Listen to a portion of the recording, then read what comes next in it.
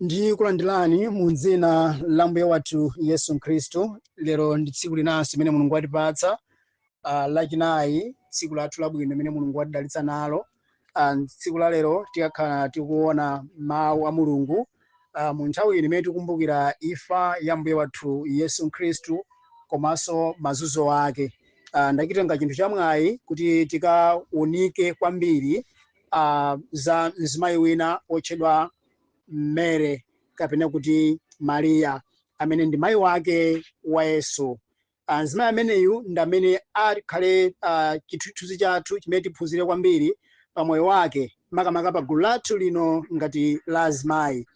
Ndidzawerenga Yohane chapter number 19. Yohane chapter number 19 verse 26. Yohane chapter number 19 verse 26.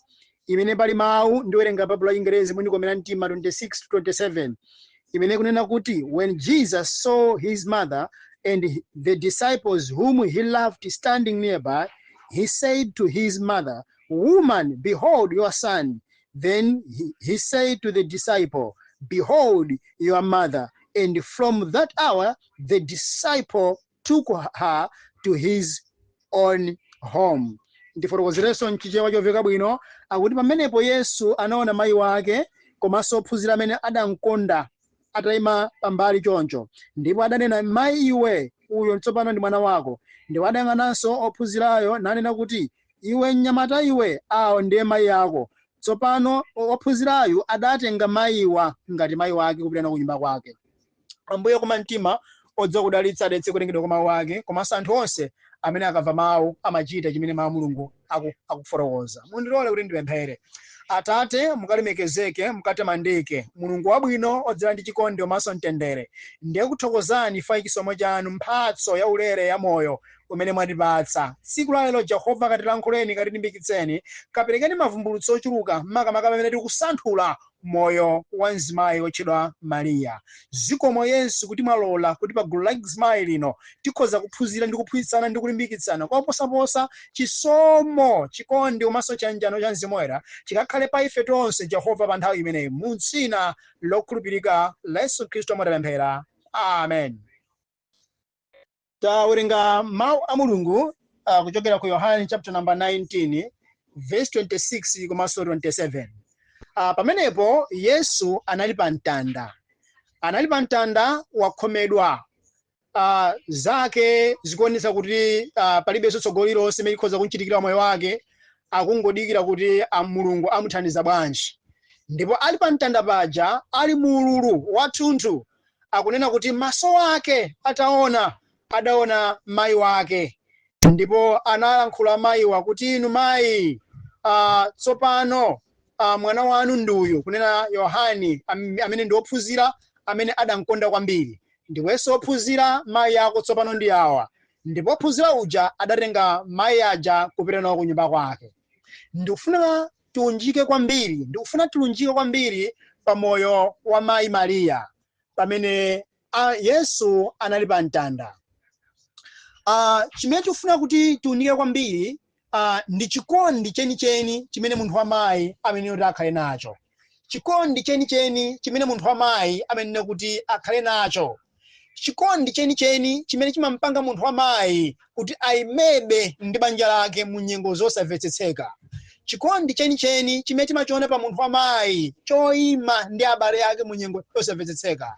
Chikondi chenicheni chimene timachiona mu munthu wa mayi, chimene munthu wa mayi amayima kuthandizira pa zinthu zimene nzovuta kuzimvetsetsa. Yesu pa nthawi imeneyi panalibe amene akadamkonda. Yesu pa nthawi imeneyi aliyense anali mdani wake. Yesu pa nthawi imeneyi ngakhale ophunzira ake amene adamuthawa. Yesu pa nthawi imeneyi aliyense amamuona iyeyo ngati chigawenga, ndipo adapachikidwa pa mtanda ngati mmodzi mwa achifwamba, ndipo adakwapulidwa ngati mmodzi mwa achifwamba opanga zinthu zosokonekera mu community. Koma mayi otchedwa Maria adayima nayebe Yesu Khristu. Mayi wotchedwa Mariya adayipira fupi ndi Yesu Khristu. Mayi wotchedwa Mariya adamuyandikira Yesu Khristu. Mayi wotchedwa Mariya adakayima nawo pa mtanda. Mayi wotchedwa Mariya amamuyang'anabe Yesu pa Gologota. Mayi wotchedwa Mariya anayina yebe Yesu kumuyang'anitsitsa. Mkati mwake munali chikondi. Akamuona Yesu pa mtanda, kupatula kuti chimene akumpachikira pa mtandapo Mariyanso samachimvetsa yayi. Chimene Yesu akumpachikira pa mtanda Mariya samachimvetsa. Mukandifunsa za Yosefe ndikuwuzani motsimikizika kuti Yosefe panalibepo. Bambo wa Yesu panalibepo. Yosefe ndikukhulupirira kuti amaganiza kuti Yesu nyengo iyi akudutsayi waziputa dala. Moti mu mtima mwake mwa Yosefe munalipo monena kuti ameneyu ndimusiye, ameneyu ndamusiya aziona pa zimene yamaphunzitsa, pa zimene amachita. Ine ngati bambo wake ndamusiya aziona. Kulankhula kwa masuku ano tikanena kuti amene Yesuyu azithayima aona awakula watha maganizo amene a munthu wa bambo. Koma mayi Mariya sadatero yayi. Adapita chifupi ndi mtanda wa Yesu. Kukayima nayebe mu nyengo imene ndiyovuta. Kukayima nayebe mwana wawo pa mtima pake pa Mariya pakumakambabe kuti mwana wanga Yesu. Mkati mwake mwa mayi Mariya mukumakambabe kuti mwana wanga Yesu. Mkati mwake mwa mayi Mariya mukumafotokozabe kuti mwana wanga Yesu. Chimenecho chimene chinali mkati mwake mwa mayi Mariya. Chikondi chenicheni chakuyimabe ngakhale zinthu zili zovuta. Kuyima nayebe munthu ngakhale nyengo zili zosautsa. Kuyima nayebe mwana ngakhale zinthu zavuta. Kuyima nayebe Yesu ngakhale zinthu zikuonetsa zopatsa mafunso. Pamenepa ndikufuna kuti tiphunzire kwambiri pa mzimayi amene yotchedwa mayi Mariya, amene ndi mayi wa Yesu Khristu. Tikuphunzira chiyani? Tikuphunzira kuti chikondi cha mayi chimayimabe. Chikondi cha mayi sichimatekeseka. Chikondi cha mayi chimayenera chikhale chikondi cholimba. Chikondi cha mayi sichinecho chikhale chikondi cha makondishoni. Chikondi cha mayi chisamachitike mzimayi asamakonde pa makondishoni. Mzimayi asamakonde pa zifukwa. Mzimayi asamakonde chifukwa chakuti nyengo ili bwino, koma adzikonda chifukwa chakuti anenera kukonda. Mzimayi asamagwedezeke ndi mphepo yayi. Nyengo imene Yesu Khristu amadutsa, Mariya adanena kumuthawa. Mariya adanena kumusiya Yesu kuti apa zafikira mwana iwe uziona wekha. Zafikira mwana iwe uzithayima. Bambo wako akuthawa, bambo wako achokapo. Ophunzira onse amene umayenda nawo akuchokera. Kumbukirani kuti Yesu Khristu tsiku lina anayankhula mawu kwauza mayi wake kuti mmandisakiranji pakuti abale anga ndi amene ndinawo panowa. Tanthauzo Yesu Khristu kanthawi kena adaonetsa mawu anga kuti sali mbali ya mayi wake, koma mayi yemweyo amene adamuyankhulira mawu amenewo akumulondabe Yesu pa mtanda. Ndifuna kufotokoza chani tsiku la lero, tsiku limene tikugawana mawu azimayi. Ndifuna ndikulimbikitseni azimayi kuti pamene tikutumikira uthenga wabwino, pamene tikutumikira uthenga wabwino, tinenera kudziwa kuti ndife amene tinenera kupanga express kuonetsera chikondi chenicheni pa banja lathu. Chikondi chenicheni pa banja pathu. Pamene mwana wathu ali mu nyengo yakakasi, pamene mwana wathu akuonetsa kuti dziko la mkana, dziko la mpanga chipongwe.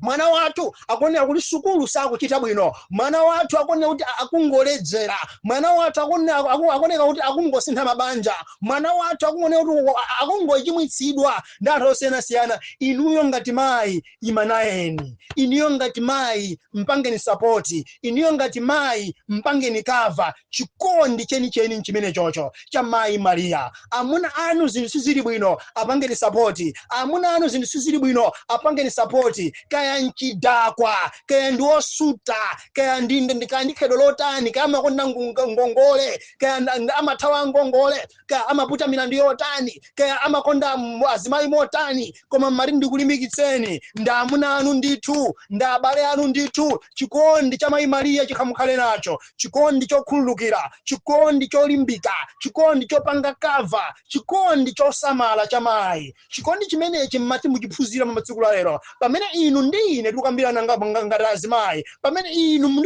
tukambirana ngati azimayi, mmati muphunzire chikondi cha mayi Mariya. Chikondi chenicheni. Ndipo kumapeto kwa chikondi, mayi Mariya adasamalidwa. Mayi Mariya adapatsa Yohane kuti Yohane awasamale. Foronthauza kuti chani? Kumapeto kwa kusamala kwanu, kumapeto kwa chikondi chanu, Mulungu amabweza chikondi chichacho. Kumapeto pakuti mwapanga kava munthu amene akoneka kuti alibe pogwira, munthu amene akoneka alibe kakasi, mzibambo amene makhala naye paulova, mwamusamala, mwamudyetsa koma osankumba, mwakhala naye, mwamuthandizira. Inu mzimayi amene kuti apange akonde, mzimayi amene kuti aonetse chikondi, chifukwa mwa iyeyo muli chikondi, chifukwa mwa iyeyo muli kukonda, mwakhala naye mzibambo, Mulungu azakudalitsani, Mulungu azakutumikirani, Mulungu azakhala nanu. Ndikudziwa ena apa mukudutsa munyengo yosiyanasiyana ndi anthu a banja lanu, ena apa mukudutsa nyengo yosiyanasiyana ndi akwawo kwa amuna anu, ena mukudutsa nyengo yosiyanasiyana ndi chifukwa cha anthu akwanu, mukudutsa nyengo yosiyanasiyana chifukwa cha ana anu, kaya kuntchito kumene. Koma ndikufuna ndikulimbikitseni ngati mayi wa chikondi, ngati mayi wa mvano, ngati mayi wa mpingo wa CAP, ngati mayi amene mmapemphera, khala ndi chikondi, chikondi chenicheni, chikondi chosamala, chikondi chosunga, chikondi cholera, chikondi chimene singaonemo condition, chikondi chimene chikhoza kudutsa pa moto walawilawi koma osapsa, chikondi chimene chikhoza kudutsa munyengo yopatsa kakasi koma osagwedezeka, chikondi chimene chikhoza kupanga kava chinthu cha manyazi, chikondi chimene chikhoza kuyimabe ndi amuna anu, muyimebe ndi amuna anu munyengo imene akudutsa, muyimebe. Ndipo Ambuye wakukhulupirirani kuti iniyo muyende khala mamuna amene ujayu, tena mukamamona mamuna amene uja mudzimuona kuti ndi mdalitso wanga. Ambuye adandipatsa chimamuna ichichi kuti ndichitumikire, Ambuye adandipatsa mamuna uyuyu kuti ndimuonetse chikondi chimene ndili nacho ngati munthu wopemphera, Ambuye adandipatsa mwana uyuyu kuti ndimulere, ndipo mwana uyu ndi mwana wanga, kaya wachimwitsidwa kangati, kaya waledzera kangati, kaya wasuta chamba kangati, kaya sukulu yankanika bwanji, kaya wadya fizi kangati, kaya wagulitsa zinthu kangati, kaya wamangidwa kangati, koma ndi mwana wanga basi. Chikondi chimenecho mudzimuone mwana uja, ndipo kumalankhula mawu a uneneri kuti mwana uyuyu si hule uyu, mwana uyuyu si hule uyu, mwana uyuyu si chidakwa uyu, mwana uyuyu ndi mtumiki wa Mulungu, mwana uyuyu ndi mneneri, mwana uyuyu ndi mbusa, mwana uyuyu ndi dokotala, mwana uyuyu ndi nesi. Ngakhale dziko mwana alita mtaya, ngakhale dziko mwana alita mnyoza, koma inu chikondi cha munthu amayi. Ndipo chikondi chimenecho Mulungu alokhulupirika ndithu, Mulungu akhulupirika ndithu. Yesu ali pa mtanda ataona chikondi cha mayi wake, adapatsa kwa wophunzira wa Yesu Khristu amene anakonda Yohane kuti mayi awa atenge, mayi awa ukasamale, mayi awa ukasunge, mayi awa ukatenge ngati mayi wako. Mayi Mariya kumapeto kwa zonse adasamalidwa, Mayi Mariya kumapeto kwa zonse adadalitsidwa, Mayi Mariya kumapeto kwa zonse adakhulupiriridwa, Mayi Mariya kumapeto kwa zonse Mulungu adadalitsa. Mari ndikukumbutseni kuti chimene Mayi Mariya adapatsidwa kumapeto Yosefe sadachilandire, Mayi Mariya chimene adapatsidwa Yosefe sadachione, koma chonsecho onsewo anali makolo. Chofunika nchanu, ndikufuna ndikuphunzitseni kuti mukhale ndi chikondi. Kaya abambo zinthu sizikuyenda, alimbikitseni. Kaya abambo ka dziko nkhale litanyoza, nari ndichenjeze, ngakhale dziko amuna anu litanyoza, litawowoza, litaneneza chipongwe, koma inu kamwa yanu isaneneza chipongwe pa amuna anu, inu kamwa yanu isapeputse amuna anu, inu kamwa yanu isaona amuna anu ngati olephera, koma mwaone ngati successful man, ndipo mudzalimbikitsa kuti amuna anga inuyo ndikukuonani mutasiya khalidwe lili, amuna anga inuyo ndikukuona ndikuchita bwino limodzi, amuna anga inuyo ndikukuonani tiyendera limodzi, amuna anga inuyo ndikukuona ndipita ku phiri limodzi, amuna anga inuyo ndikukuona ndipanga chituko limodzi. Mamuna emweyo mudzimuona ndi maso ena, mudzimuona ndi maso ena, ngakhale atapanga mistake yanji koma mumpange kava. Chikondi chimenecho Mulungu adzachilemekeza, Mulungu adzachilemekeza. Mupemphere mwamphamvu, kupemphera nyengo iliyonse mungadutse. Ambuye akudalitseni pamene mukumbukira mawu amenewa kulikonse kumene muli. Yenda nacho ni chikondi chimenechi, ndipo phunzirani. Chikondi chanu ngati munthu wa mayi kisagwedezeke, chikondi chanu ngati munthu wa mayi kisathawe-thawe, chikondi ngati munthu wa mayi chikhale chikondi chenicheni, chikondi chokonda posatengera kuti mukudutsa nyengo yotani, chikondi chokonda posatengera mukudutsa nyengo yotani, chikondi chokonda posatengera kuti situation ndi yotani, kaya mukudutsa mu nyengo yotani, koma inuyo kondani bene. Ndikudziwa zimakhala zina nthawi zina zovuta kuzimvetsa, koma inuyo zimvetsetseni. Mayi Mariya adazimvetsetsa, adapita kulondera mwana wawo, naona chikondi chawo. Dziko limamunyoza mwana, dziko limamuoza, mpachikeni,